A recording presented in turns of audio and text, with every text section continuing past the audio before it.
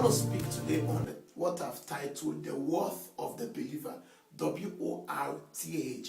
And I believe that is the challenge Christians have had for many years, understanding what they worth in life. Hallelujah. When Jesus met the disciples in the book of Matthew chapter 16, verse number 13, he said, who do men say that I am? He didn't say, what do men say that I am? Who? Because who is your worth from the inside? And what, WHOAT, is what you have from the outside. So today I want us to talk about what you worth from the inside. Because Jesus Christ, when he died for you in the book of Galatians chapter 2 verse 20, he said, I'm crucified with Christ, Paul speaking. Nevertheless, I live, less not I, but Christ that lives inside of me. Ladies and gentlemen, the Christ that lives inside of you is your worth in the inside.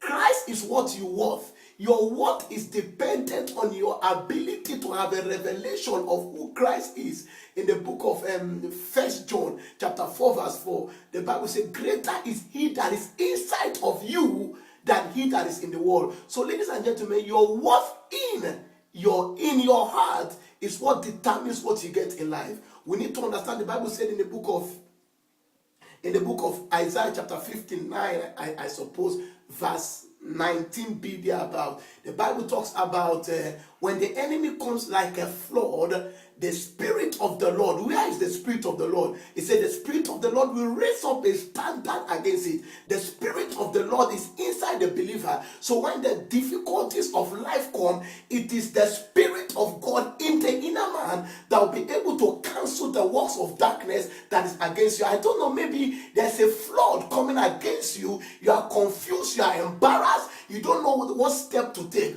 But listen to me, when you understand your water, the inner man from the inside will be able to fight the power of darkness outside. In the book of Ephesians chapter 3 verse 14, the Bible says, Paul said, I bow my knees to the Father of our Lord Jesus Christ, of whom the whole heavens and the whole earth is named, that he might grant unto us to be strengthened with might by the Spirit in the inner man. When you are strengthened with might, you understand your word from the inside. So I want you to go with me, want you to examine this with me and be able to understand what the worth of the believer is. Because when a believer understands or is enlightened into what they carry from the inside, the challenges of life will not be able to put them down. The devil's assignment, therefore, is to use frustration to amputate you from the inside so it can incapacitate you from the outside. It can paralyze you, in other words, from the outside, if he has used the challenges of life to destroy your inner man. That's why you need to understand that the inner man in you is the greater one, and that greater one is Jesus. And that one, when you realize the greatness of Christ in the inner man, it gives you the ability to deal with every challenge. I want you to understand tonight that it is Christ inside of you that gives you the ability to fight the devil outside, because greater is he that is inside of you than he that is in the world. I want us to examine two scriptures, and I want you to listen very carefully. Ephesians chapter 1, verse number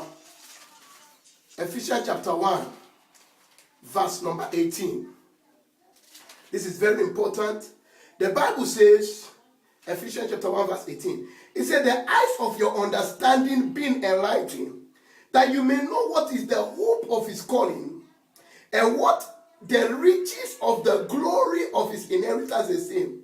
What is the hope of his calling, and what is the riches, hallelujah, of the glory of the inheritance? There is a richness of the glory of the inheritance package in the saints. He said, what is the richness of the glory?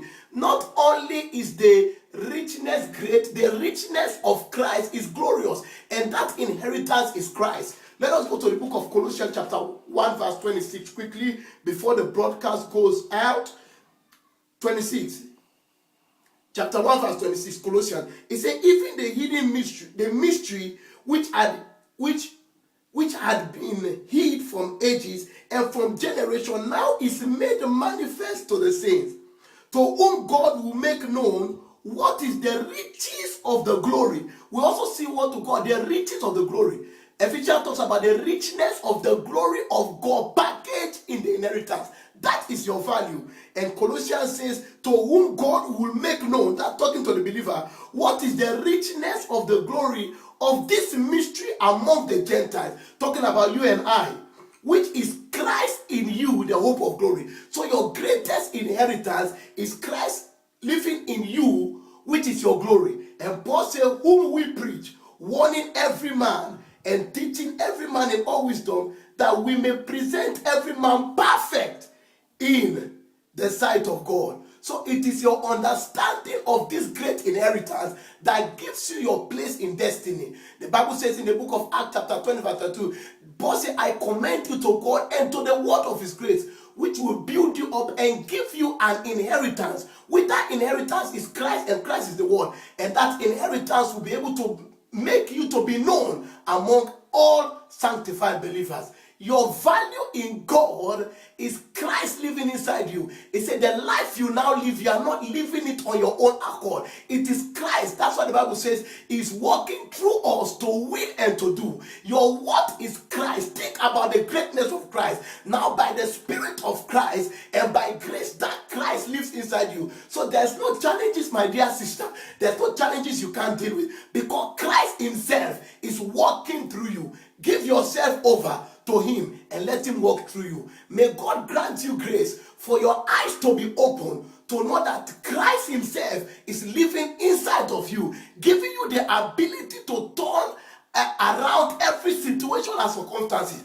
That situation you are going through is going to work together for your good as you begin to understand the reality of the power of God that is working through you. You are not alone. Christ is working with you. May God give you grace to understand this truth. I'll be in touch with you and I'll continue to pray with you, and I know there will be a turnaround this time around.